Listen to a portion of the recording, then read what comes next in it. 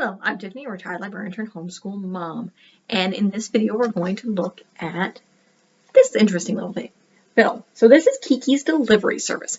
Now, if you're familiar with the channel and looked at my massive half-an-hour introduction to 2022, you'll realize this is what I subbed in for. I think I originally planned to do a film on The Littlest Witch. Turns out it's in German and impossible for me as an American to get a hold of, and I don't speak German. And so we turn to this. Now this is a little interesting. This is anime. This is Japanese anime.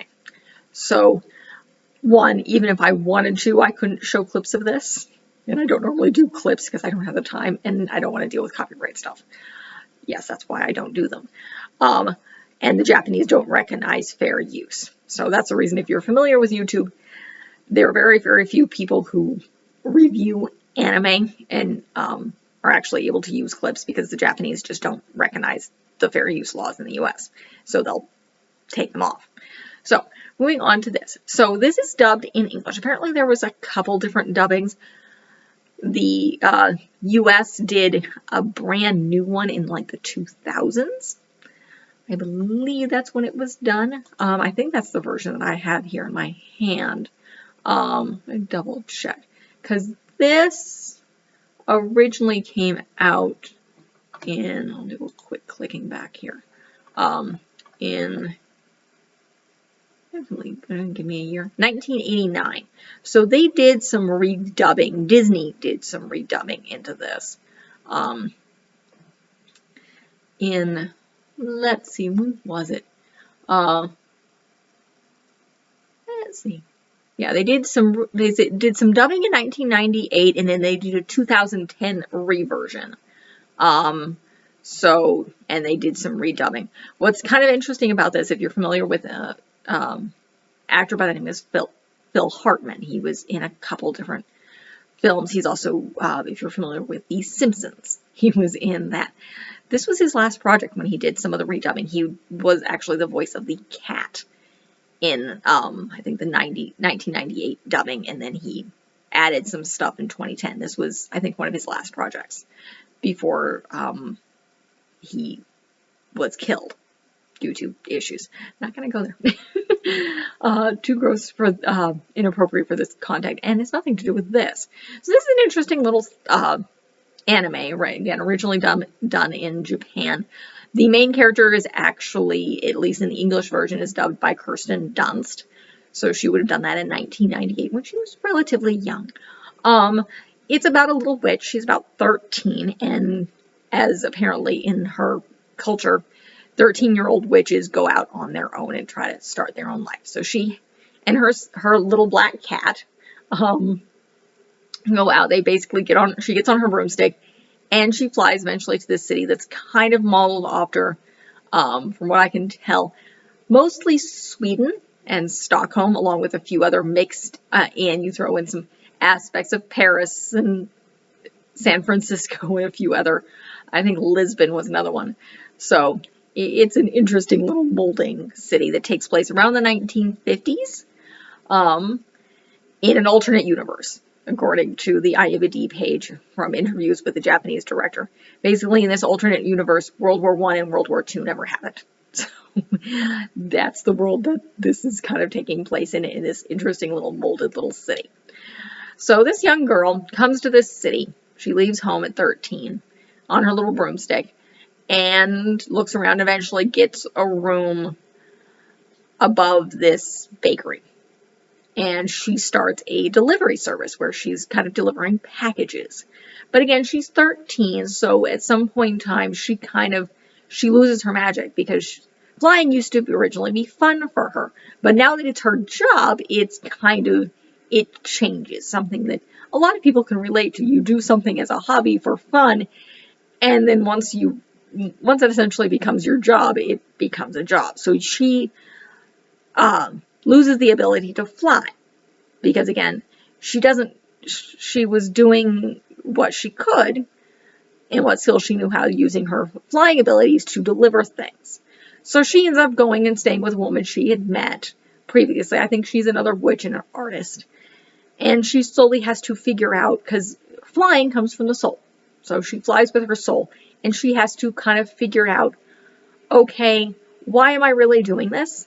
And what's inspiring me? I have to find basically the reasons behind it and why I want to fly. And so she goes back to where kind of she was staying, and she interacts with some of the other people she's been doing work for.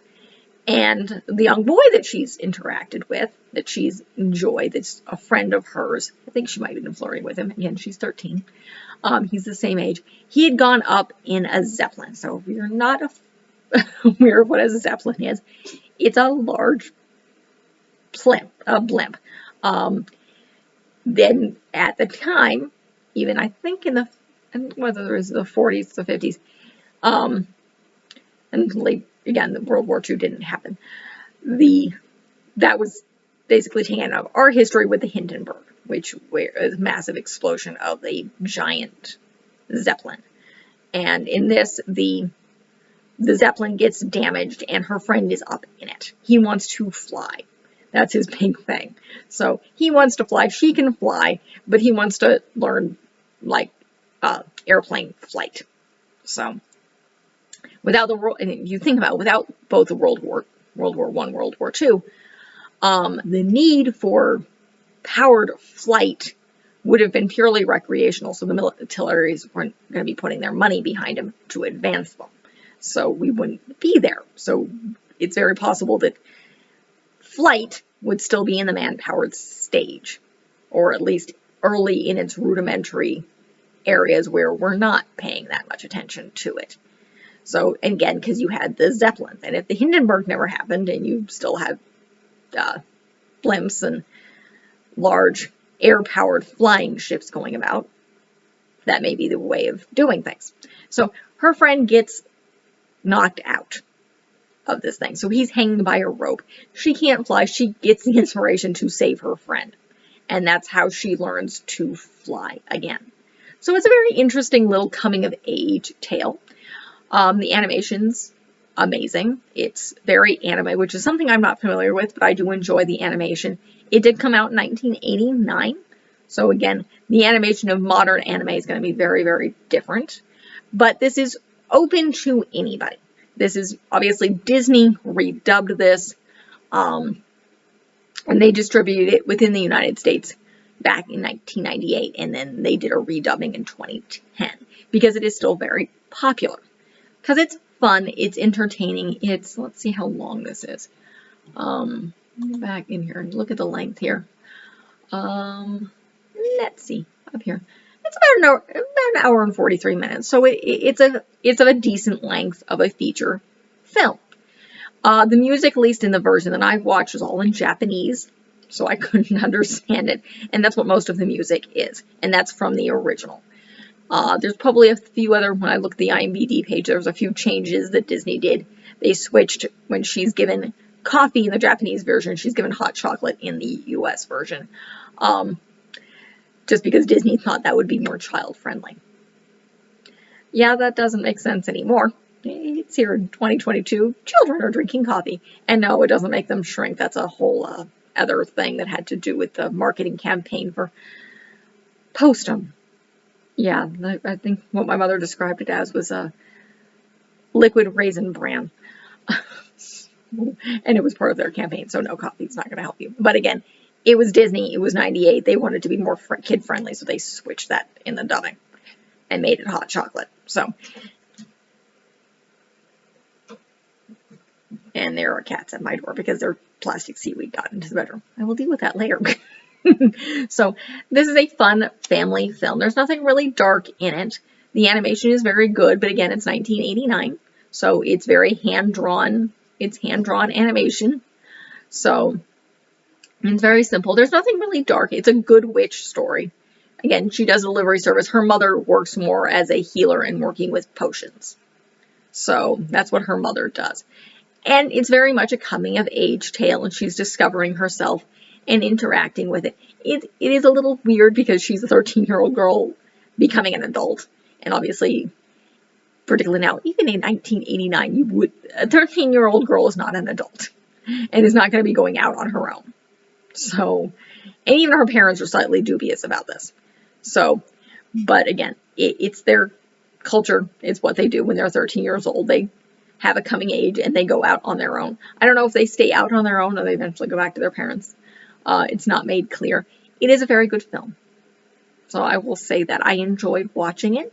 I enjoyed looking at the information. There's a bit more on this disc that I would like to watch, but I don't necessarily have time because they have information on how it was made and stuff like that.